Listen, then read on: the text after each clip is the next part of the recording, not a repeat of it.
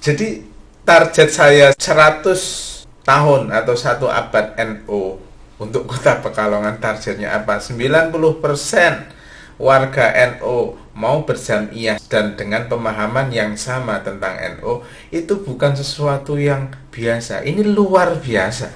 Jika pemahamannya sudah satu, maka kita akan mau apapun insya Allah bisa.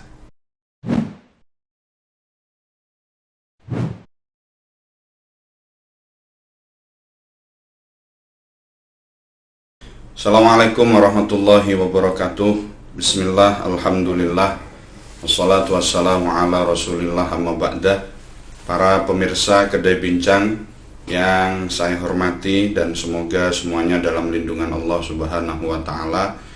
Kita berjumpa lagi di session obrolan yang berbeda dengan kemarin-kemarin, karena tamu kita saat ini adalah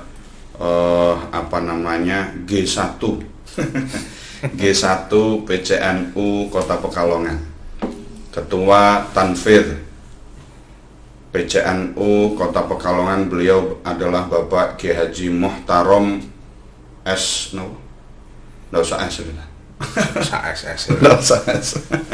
Beliau adalah Bapak Kiai Haji Muhtarom. Sudah hampir 3 tahun, apa 4 tahun? 3 tahun duduk sebagai Ketua Tanfidh PCNU Kota Pekalongan. Dan hari ini memang sengaja kami undang untuk ngobrol-ngobrol, karena PCNU Kota Pekalongan dalam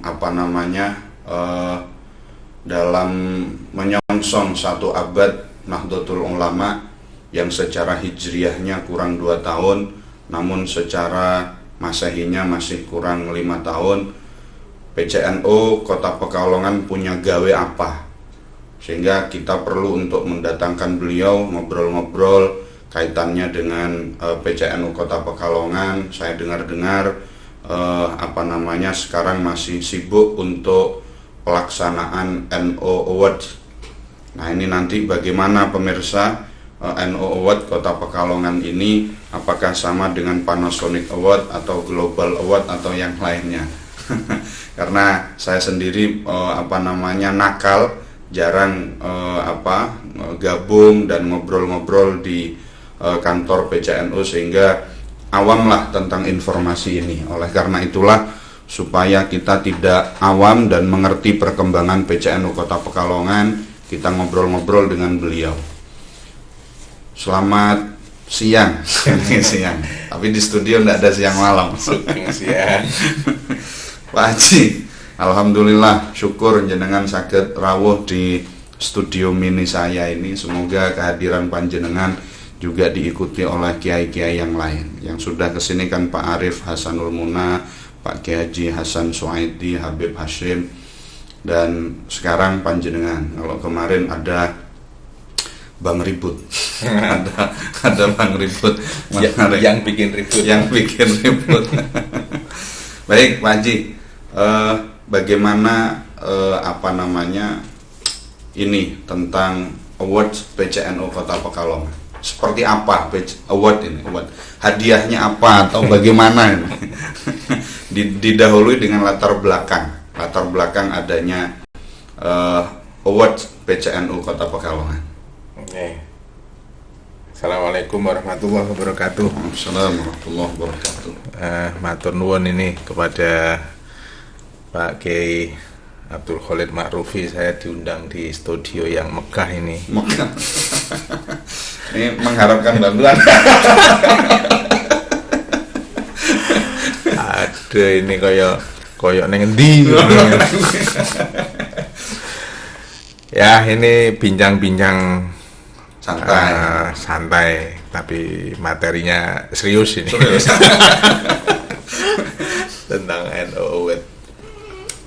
Jadi PCNU Kota Pekalongan ini di masa periode saya yang sudah menginjak ke tahun ketiga. Itu kita mengevaluasi Nahdlatul Ulama khususnya di Kota Pekalongan ini selama ini masih terkesan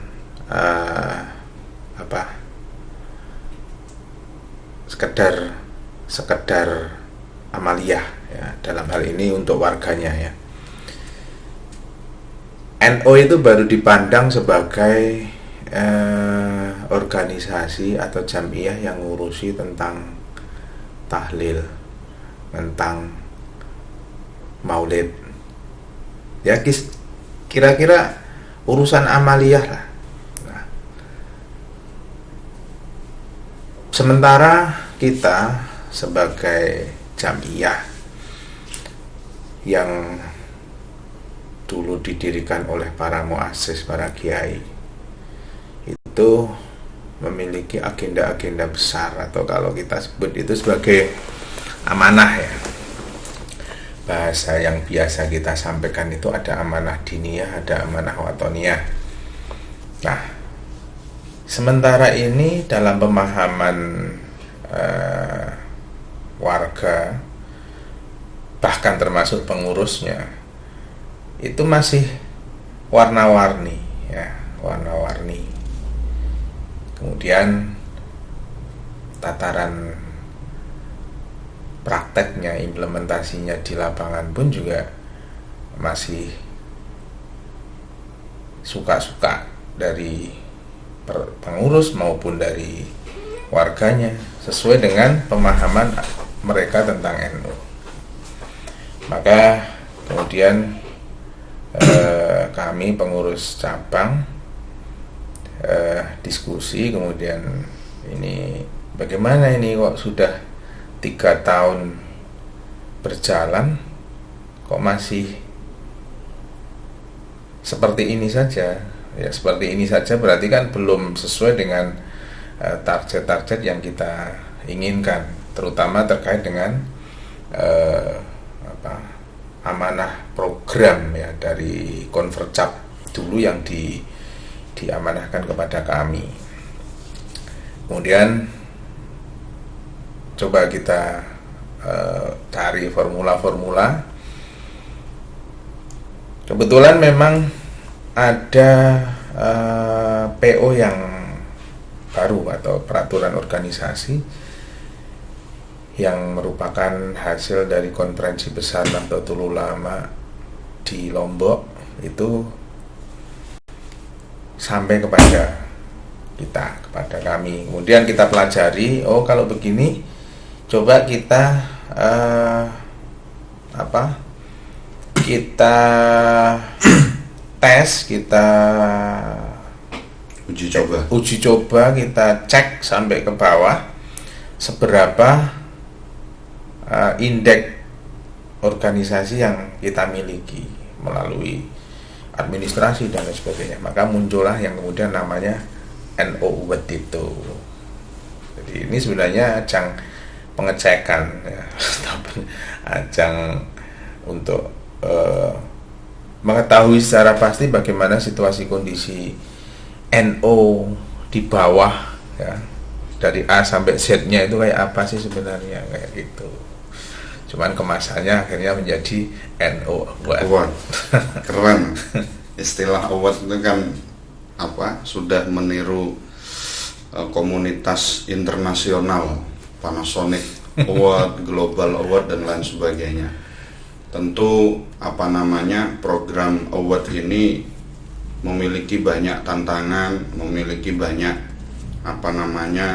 perjuangan di tengah-tengah perjalanannya. Seperti apa Pak Haji tantangan-tantangannya ini? Karena kadangkala di ranting, di bawah-bawah itu ya memang betul apa yang dikatakan panjenengan, bahwa kita ini memang terkesan masih sederhana sekali, hanya sekedar tahlil dan lain sebagainya. Bahkan administrasi saja, surat menyurat itu ada nomornya, terus bagaimana, itu kadang-kadang kita masih belum tahu yang seperti itu ya. Kan seperti itu ya, kadang nomor surat itu sesuai kendaraan apa yang barusan lewat. Kan nomor biro dadake nomor surat kan gitu. Ya, dari ada nomor terus iki priye gitu. Nah, itu kan.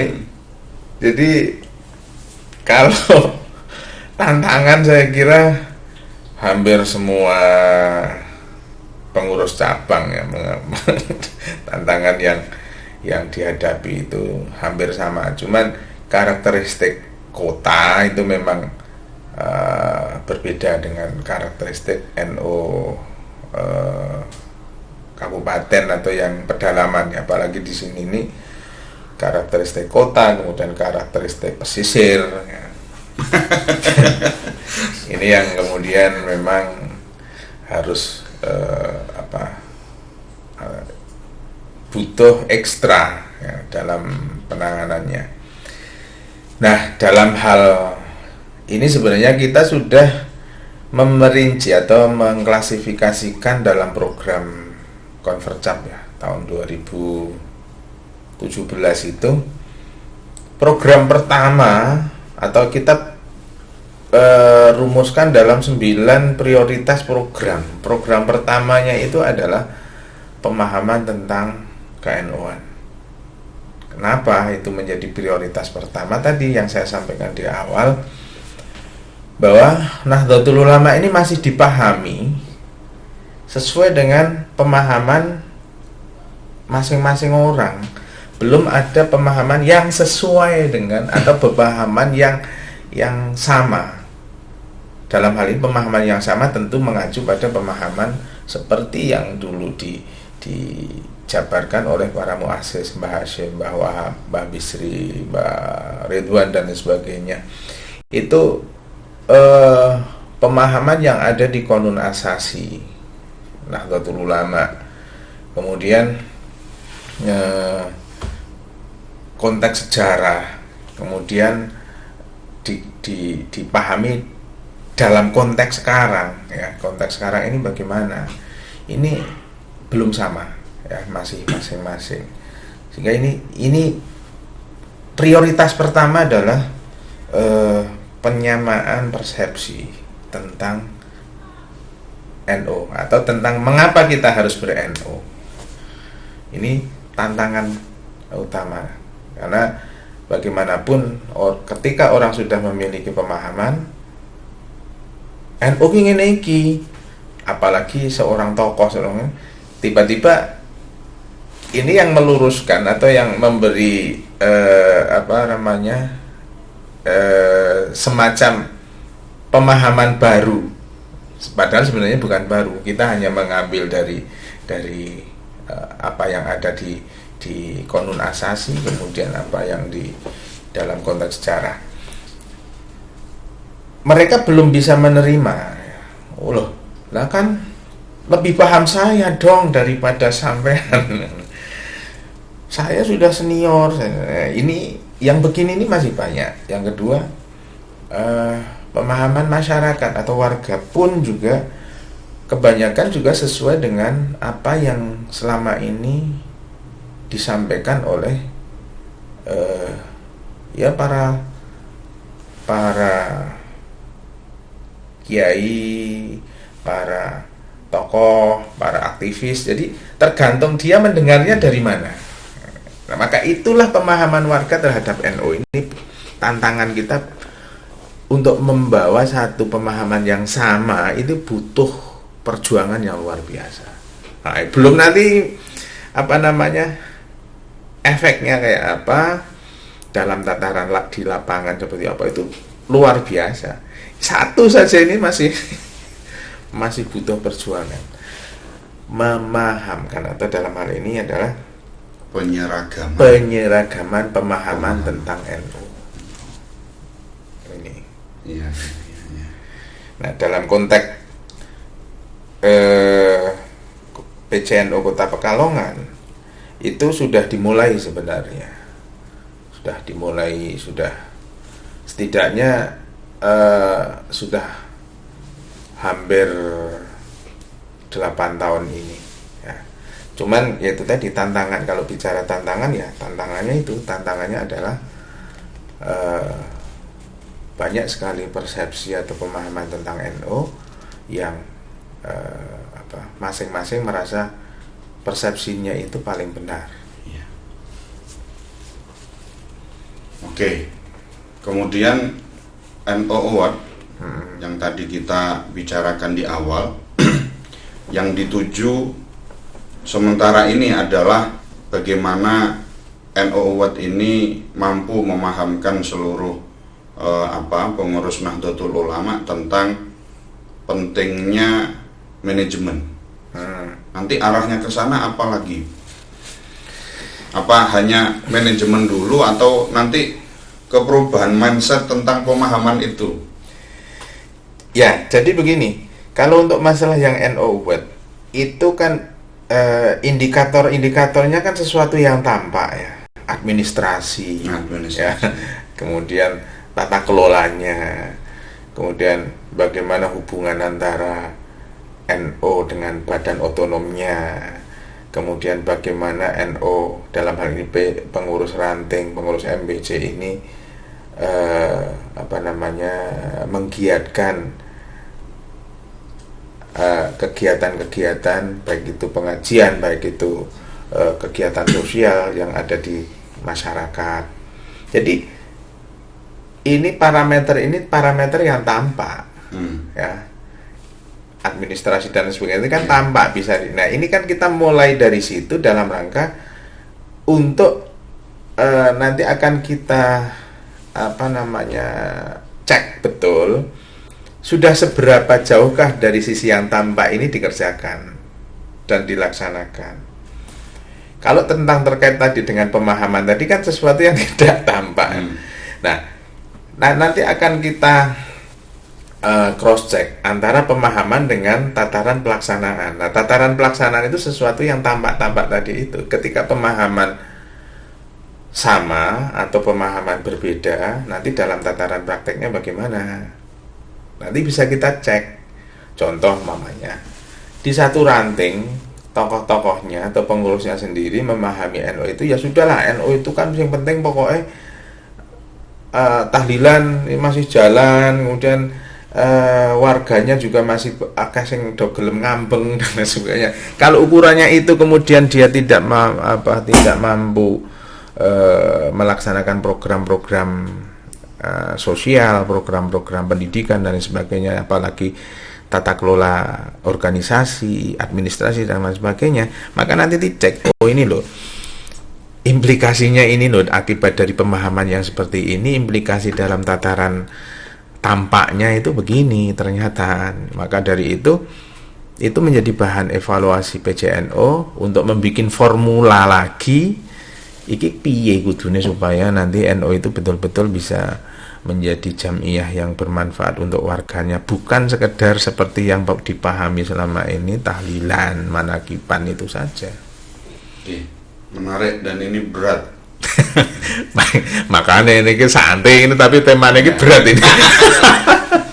Itu luar biasa karena mungkin di Jawa Tengah NO Award ini baru di Pekalongan apa bagaimana? Memang baru di Pekalongan. Baru di Kota Pekalongan, iya. Baru di Kota Pekalongan. Baru di Kota Pekalongan. Ini menunjukkan bahwa apakah yang lain beres ataukah karena ya yang lain masih sibuk ya dengan masalah yang lain gitu aja. Gitu. Maka kemudian NU Pekalongan membuat satu inovasi supaya pengurus ranting, kemudian pengurus MWC, kemudian menjadi semangat untuk betul-betul ngurusin Nahdlatul Ulama. Ya, maka dari itu kan tadi mulai dari pemahaman dulu. Ketika pengurus itu memahami NU hanya sekedar organisasi, berarti kan kalau hanya sekedar organisasi itu nggak ada bedanya dong dengan organisasi petani, nggak ada bedanya dengan organisasi atlet, nggak ada bedanya dengan bahkan paguyuban ketoprak atau nggak ada bedanya organisasi. Berarti ya nek kober ya diurusi, nek menguntungkan ya diurusi, nek ora ya ora. Kalaupun sekedar nama yang ada di situ sebagai kebanggaan, wah namaku jadi pengurus, selesai. Itu ketika pemahaman pengurus bahwa NU adalah hanya sekedar organisasi. Tapi beda lagi ketika NO ini adalah sebagai manhaj. Dalam hal ini berarti kan manhaj Ahlus Sunnah wal Jamaah. Berarti apa? Berarti NO, ketika kita ber-NO itu berarti sama juga kita berislam itu sendiri. Berislam ala manhaj Ahli Sunnah wal Jamaah. Sehingga apa? Ketika kita mengurusi NO, ya berarti kita sedang dalam, istilah kerennya ya li'i'la'i kalimatillah kan gitu.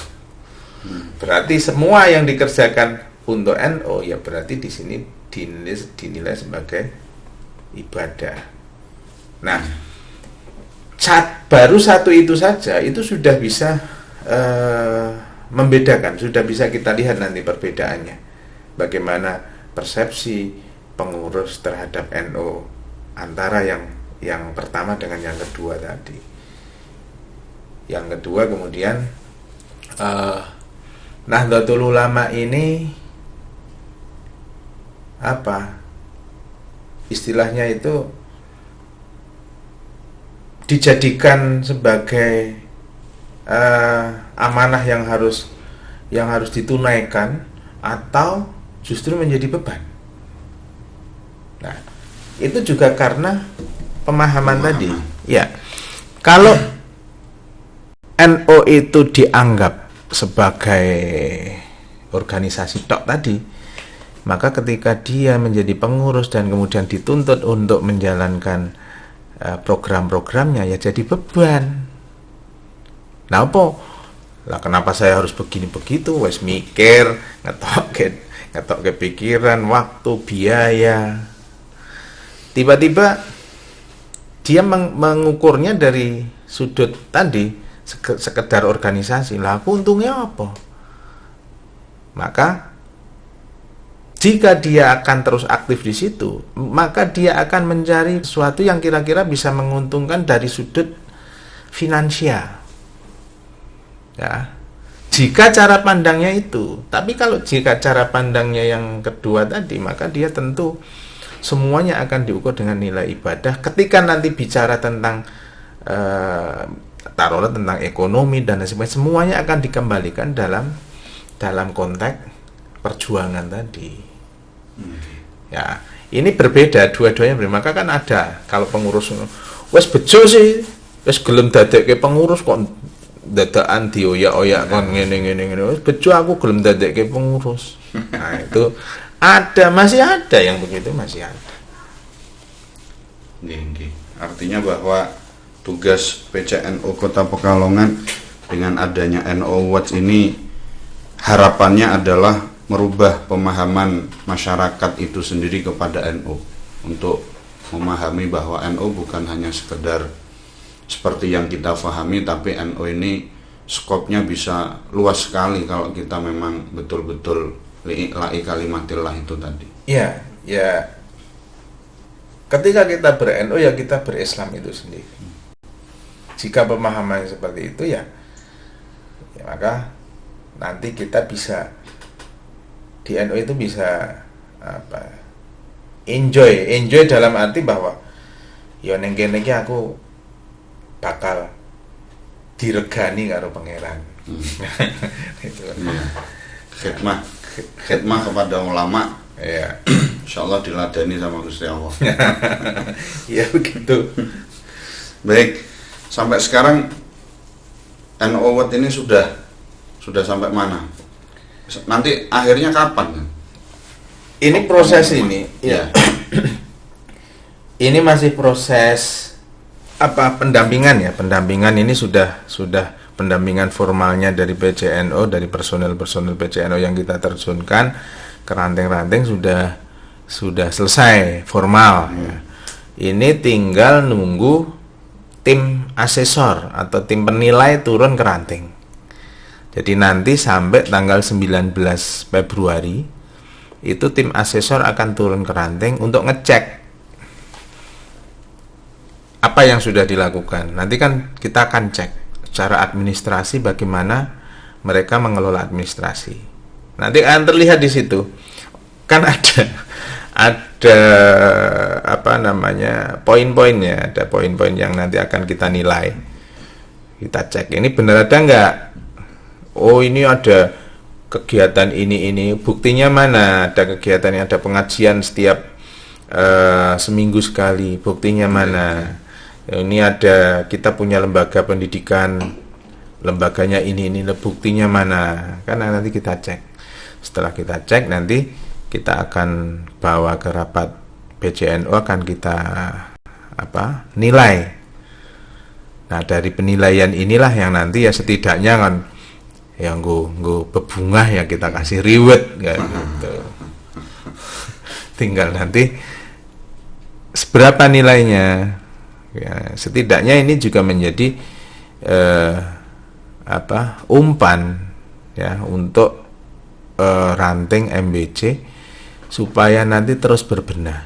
Tadi berbenah dalam konteks pelayanan terhadap warga. Biayanya besar mboten Mas. Biayanya ya kalau di NU itu biayanya sebenarnya murah semua ya. Ukuran murah, tapi ukuran murah itu bagi NU. Tapi kalau biaya ini kemudian di kayak istilah kerennya itu, jadi kalau dinilai misalkan secara penilaian menurut pemerintah misalkan ya gede. Ya untuk terkait dengan ini dulu kita itu pernah saya dan almarhum Mas Mustafa Bashir dulu, dia itu ketika saya jadi sekretaris PJNU, dia wakil saya. Kita diskusi, kemudian dicoba untuk cobalah seluruh kegiatan warga, pengurus dari ranting sampai cabang, semuanya dari lembaga, badan otonom, semuanya dihitung. Kira-kira kalau dirupiahkan itu berapa? Jadi dihitung satu-satu kegiatan, misalkan nanti ranting adakan tahlilan, ada Lailatul Istima, nanti Fatayat mengadakan apa, Ansor mengadakan apa, itu kita ukur setengah periode, 2,5 tahun. Seluruh kegiatan-kegiatan ini kita rupiahkan, nilainya lebih dari 5 triliun. Itu kalau kan 2,5 tahun berarti ngumpuli apa? Ngumpuli APBD ya. 2,5 tahun. Ya, 2,5 tahun itu lebih dari 5 triliun. Coba, makanya NU ini kalau dinilai seperti itu ya besar nilainya. Ranting bergerak, kemudian mereka mempersiapkan ini itu untuk dalam rangka untuk NU. Dan kita memiliki 47 ranting, 4 MBC. Belum lagi melibatkan banom-banomnya. Untuk NU itu kalau diangkakan dengan rupiah tentu ya besar. Tapi mereka berjalan lillahi ta'ala. Apa memang ada sangu atau bagaimana? Enggak, alhamdulillah mereka berjalan sesuai dengan ghirah, semangat mereka, tanpa ya bahwa nanti ada reward itu kan enggak seberapa sih ya. Tetapi bahwa mereka luar biasa, walaupun belum bisa 100% ya, 100% semua ranting kemudian responnya sama, itu belum ada. Bahkan baru dengar NU saja sudah ada yang opo maneh iki asa kurang melu-melu. Ada lagi ini, apalagi ini pencitraan, macam-macam kan. Tapi sebagian besar dari ranting mereka bergerak kemudian konsolidasi dengan badan otonom, itu sudah luar biasa. Ini semangat yang perlu kita apresiasi ya, bahwa sebenarnya ini masih sementara ya, karena ini nanti menjadi tolok ukur evaluasi kita seberapa besar, atau dalam hal ini pemahaman tentang NU itu sebenarnya dipahami sudah sampai seberapa dan tataran prakteknya seberapa. Ya. Jadi memang ada sambungannya antara pemahaman NU secara konon asasi dengan praktek di luar. Nah, terus tadi award ini sampai tanggal berapa, Pak Ji? Tanggal 19 Februari itu untuk penilaian dari asesor. Ya, kemudian nanti hasilnya akan kita umumkan dan 3 besarnya akan kita kasih reward. Ya, 3 besar ini nanti sesuai nggak dengan kriteria minimal skornya, ya, yang kita tetapkan. Jika tidak sesuai dengan kriteria minimal yang kita tetapkan, tetap kita ambil 3 besar, kita kasih reward juga, walau tidak sesuai dengan yang ada di Juklak. Nah, insya Allah nanti akan kita berikan penganugerahan itu di tanggal 27 atau 28 Februari, bertepatan dengan Harlah NU yang ke-98. Harlah NU yang Hijriah yang versi Hijriah yang resmi. Yang versi Hijriah. Insyaallah luar biasa. Nah, ini NU sudah mau 1 abad. Kira-kira awards ini apa hanya ada di tahun 2021 atau setiap tahun atau periodisasi 2 tahun sekali? Ya, kalau sesuai dengan hasil kesepakatan kita dalam rapat PCNU, ini akan berjalan terus. Setiap tahun. Setiap tahun. Nah, jadi setiap tahun ini akan kita jalankan terus. Jadi nanti ini Harlah 98 hasilnya seperti apa, nanti setahun lagi akan kita nilai lagi. Ya, harapannya nanti semakin berkompetisi ya di antara ranting-ranting ini dalam rangka pelayanan kepada warga, supaya Nahdlatul Ulama itu betul-betul menjadikan organisasi ini memiliki manfaat yang besar untuk warganya. Kabupaten belum ya? Belum. Batang juga belum. Pekalongan kota yang sudah memulai dengan NU Awards-nya. Kemudian jenengan kan 3 tahun ini sudah menjadi ketua PC NU Kota Pekalongan. Nah, seperti awards ini kan bagus. Ini harapannya ke depan untuk 1 abad PCN 1 abad NU ini seperti apa, Pak? Masalah ini, kita ya. Kita kan kalau dari kalender Hijriah berarti kalau 1 abad kita 2 tahun lagi. 2 tahun lagi. Yang resmi, maksudnya yang sesuai dengan ADART maupun keputusan-keputusan di Nahdlatul Ulama itu, harlah resminya NU itu ya Hijriah 16 Rajab, 2 tahun lagi. Harapannya kalau di Kota Pekalongan itu sederhana sebenarnya, 90% dari warga NU itu sudah mau untuk berjamiah dengan pemahaman yang sama dalam jangka 2 tahun. Ya, kan boleh saja sih ngambil target. Memang meskipun itu berat untuk kesananya, tetapi untuk memberikan namanya juga seorang pemimpin, jadi memang harus punya target ke sana.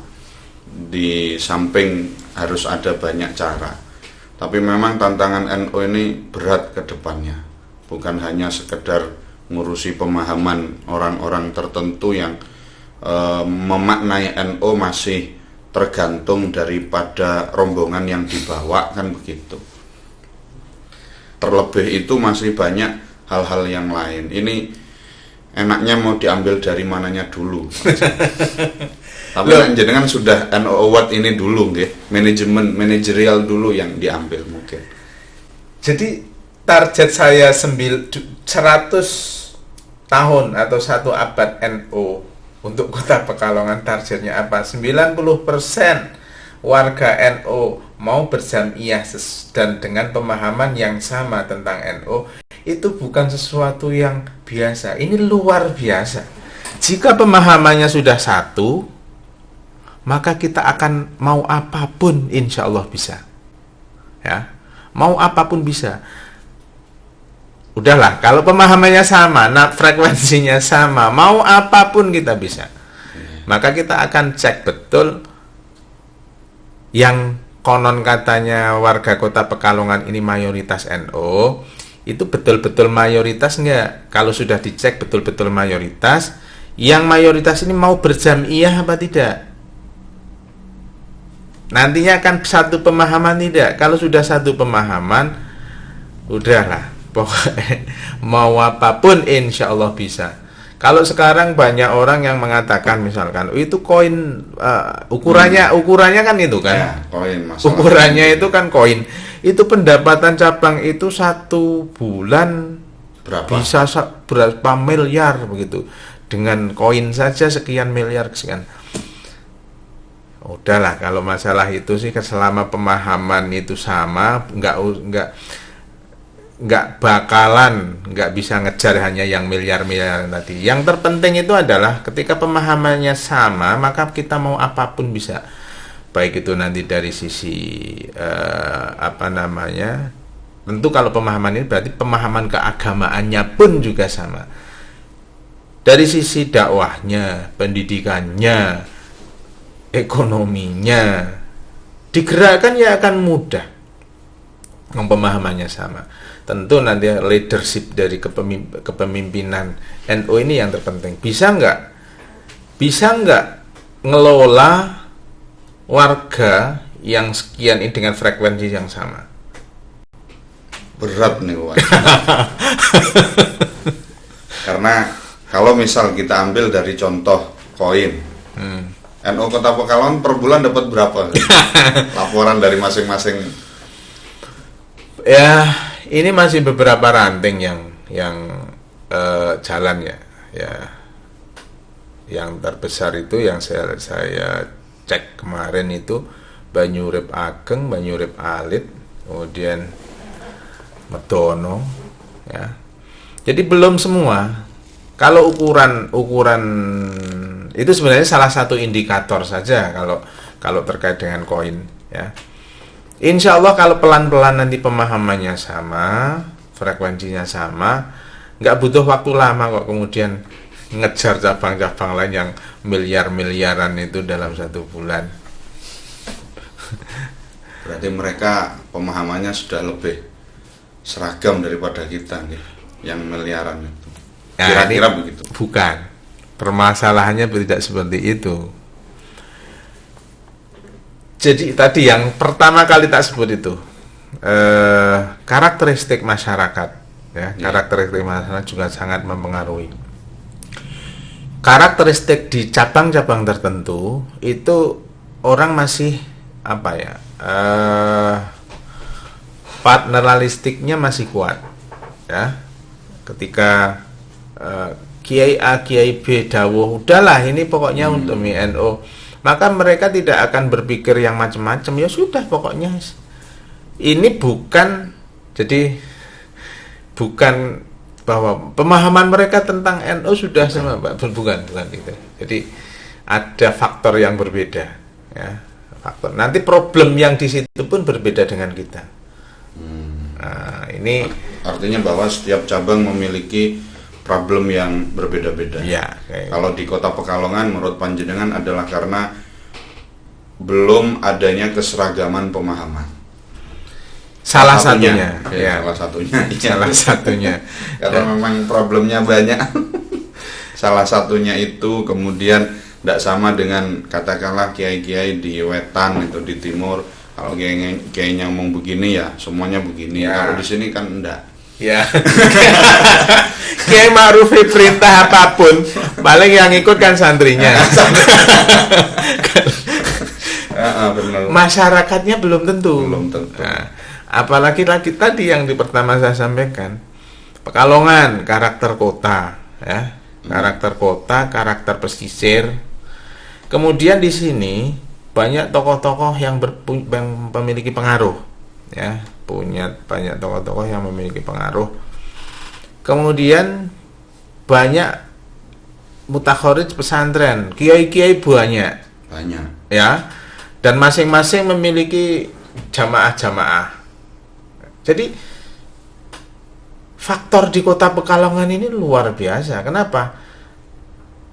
Tadi kalau yang di daerah lain paternalistiknya masih kuat, di sini nih masing-masing tokoh duwe rata-rata kan punya jamaah sendiri. Sementara saya ini memimpin di struktur NU. Nah, struktur NU itu kan punyanya kan warga, ya. Sementara warga sendiri punya guru-guru sendiri kan. Maka perintah struktur ketika tidak dalam pemahaman yang sama itu tidak akan diikuti.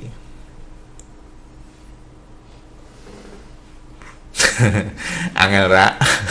Berarti kalau itu kepala-kepala itu dibawa. Artinya bahwa kerajaan-kerajaan kecil itu loh Pak Jinggin, kerajaan-kerajaan kecil itu harus kita akomodir gitu. Kita akomodir yang kemudian akhirnya menjadi satu persepsi. Tapi itu berat. Itu salah satunya, maksudnya salah satu. Tapi bagi saya tadi pemahamannya dulu, pemahaman tentang ke-NU-nya itu dulu. Kalau pemahaman tentang ke-NU-nya itu sama frekuensinya, tadi yang jamaah kecil-kecil atau yang besar-besar ini nanti bisa disatukan dalam satu pemahaman. Di RMI sendiri kan juga susah kan. Ini bukti bahwa sebenarnya ya tadi masih menganggap ada yang menganggap NU itu sekedar organisasi, jadi orang tidak terlalu ngoyo. Ada yang begitu, ada yang kalau saya nanti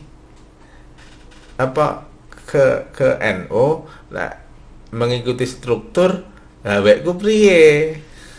Ya. Nah, ada lagi bukan itu masih mending yang dilihat itu NO-nya. Nah, ini ndak. Lagi kok nek aku mengikuti misalkan instruksi PCNU.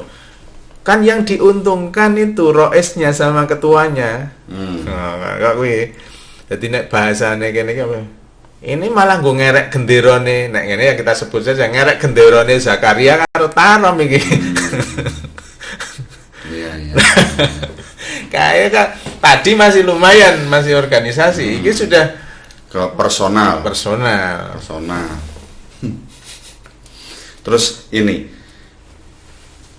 cita-cita panjenengan untuk katakanlah tadi 90% orang NU itu setidaknya memiliki pemahaman yang sama. Kira-kira sampai saat ini jenengan sebagai ketua persiapan kader seperti apa, Pak? Persiapan kader untuk kaderisasi artinya pemahaman kaderisasi. Kalau yang bukan kaderisasi kan ya kita maklumilah kalau pemahamannya seperti itu. Tapi kaderisasi di PCNU sendiri bagaimana untuk besok sebagai regenerasinya? Sebenarnya kalau di NU ini kaderisasi sudah mulai dari IPNU ya, dari Banom terkecil ya, IPNU IPPNU melalui Makesta, kemudian Lakmut dan lain sebagainya. Nanti di Ansor, Fatayat melalui PKD, melalui LKD, Banser melalui Diklatsar. Nanti di NU-nya sendiri ini ada PKPNU. Jadi kaderisasi resmi di Banom berjalan, di NU-nya berjalan. Tapi lagi-lagi Yang kader saja itu butuh terus dicas terus dalam rangka untuk menjaga pemahaman tadi. Jadi pemahaman itu tidak kemudian setelah paham akan lurus terus, enggak. Koyok iman, Yazid wa Yangkus. Jadi esok ngene sorene priye, apalagi dalam konteks jamiah ya. Kaderisasi yang kita lakukan itu berjalan, tapi dalam hal konteks pemahaman itu kita melalui beberapa cara, kan tidak semua warga nanti ikut kaderisasi kan, tidak ya. Maka pemahaman melalui pendidikan, anak-anak nanti mulai dari usia madrasah, MI sudah dikenalkan dengan NO dan bagaimana ber-NO. Bukan sekedar mengenalkan NO, itu bukan sekedar NO didirikan pada tanggal 31 Januari 1926, bukan seperti itu. Kemudian nanti melalui jamaah-jamaah pengajian, baik itu yang resmi melalui Lailatul Ijtima atau para kiai ini kayak jenengan-jenengan itu ketika menyampaikan ngaji harus menyinggung tentang pentingnya ber-NO ya. Termasuk juga dalam konteks ekonomi. Termasuk setiap kali apapun kegiatan di masyarakat, para tokoh-tokoh kita itu setidaknya memahamkan kepada warga tentang pentingnya ber-NO. Dalam hal ini berarti ya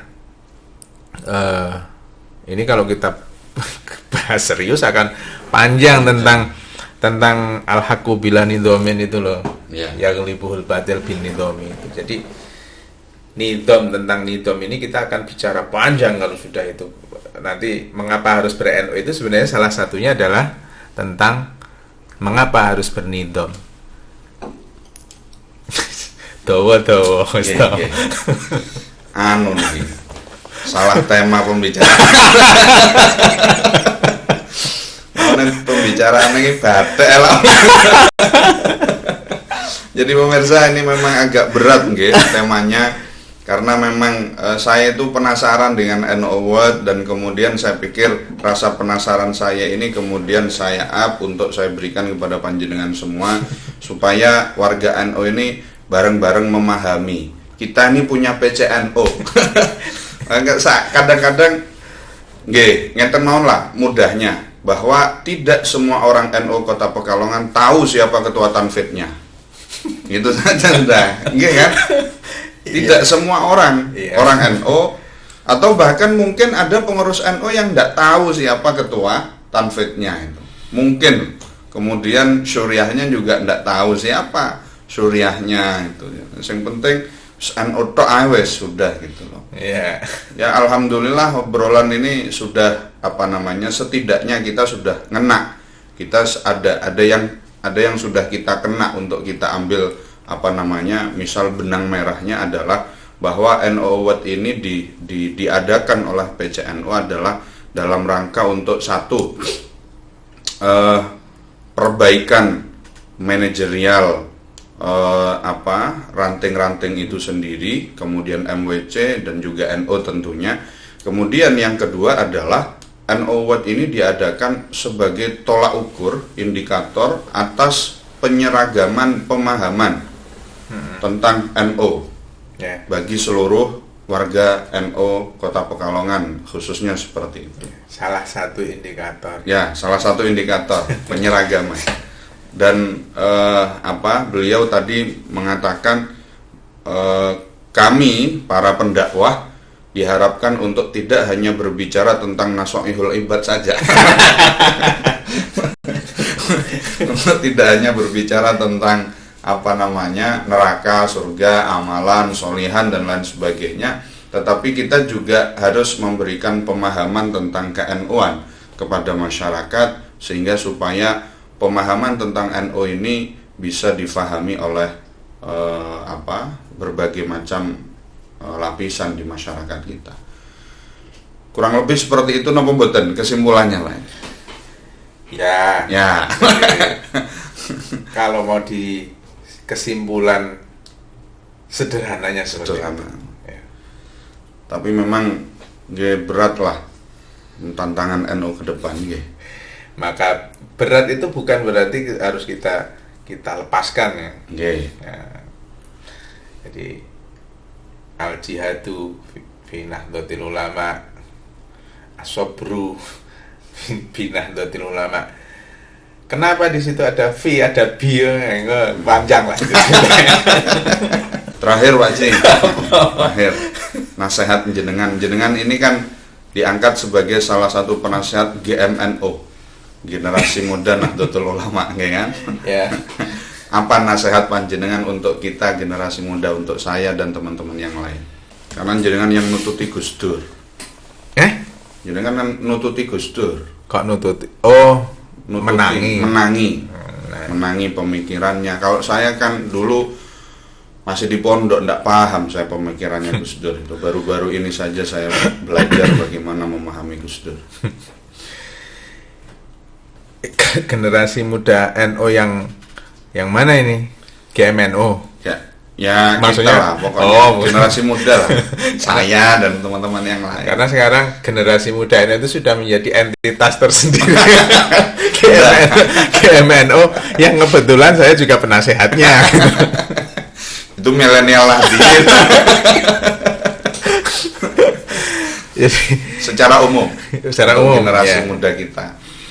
Kalau secara umum saya berharap generasi muda NU sekarang itu mau belajar betul tentang pemikiran-pemikiran para kiai-kiai kita, terutama para muassis Nahdlatul Ulama. Kemudian coba untuk dikontekkan dengan zaman sekarang. Ya, bagaimana, kenapa dulu Mbah Wahab Hasbullah ketika terjadi pergulakan politik misalkan, kenapa justru malah berada di barisan Nasakom? Kenapa itu? Kemudian ini dikontekstualkan. Coba konteksnya bagaimana dalam konteks sekarang? Kenapa sih saat itu NO tidak langsung pegang kendali saja dalam pemerintahan ketika merdeka, Indonesia merdeka? Hanya kan orang-orang NU memiliki peran penting di situ. Kenapa umpamanya? Kontekan sekarang bagaimana? Banyak hal yang sebenarnya generasi sekarang ini harus belajar banyak terhadap para sepuh dulu. Tapi tentu tataran implementasinya harus dikontekkan dalam konteks sekarang, apalagi konteks sekarang masa-masa atau ketika post-truth ki macane apa? Post-truth. Nggih pun mboten apa. Era pasca kebenaran ini. Ini yang mestinya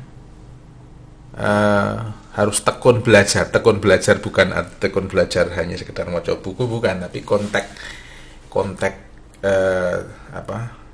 jihad sekarang itu adalah konteks jihad modern, dalam arti implementasi dari apa yang dulu dilakukan oleh para sepuh kita di masa dulu dikontekkan oleh generasi muda di masa sekarang. Saya kira itu saja. Kalau dijabarkan sangat panjang, nanti akan penguasaan teknologi, penguasaan itu sudah umum. Ya. Okay. Nah, penguasaan teknologi apa itu sudah umum lah, insya Allah. Dan yang paling berat itu seperti yang jenengan dawuhkan tadi. Kenapa Mbah Anu ke Nasakom kemudian, nah itu mempelajari seperti itu dan dikontekstualkan di zaman sekarang itu menjadi tantangan yang luar biasa. Cukup Pak Haji? Cukup. Ya saya tamu kan ya manut karo tuan rumah itu ya. Masalahnya saya tidak tahu lagi mau ngomong apa. Artinya dawuh-dawuh panjenengan itu ketika didawuhkan ke saya saja, saya ada aduh abot gitu.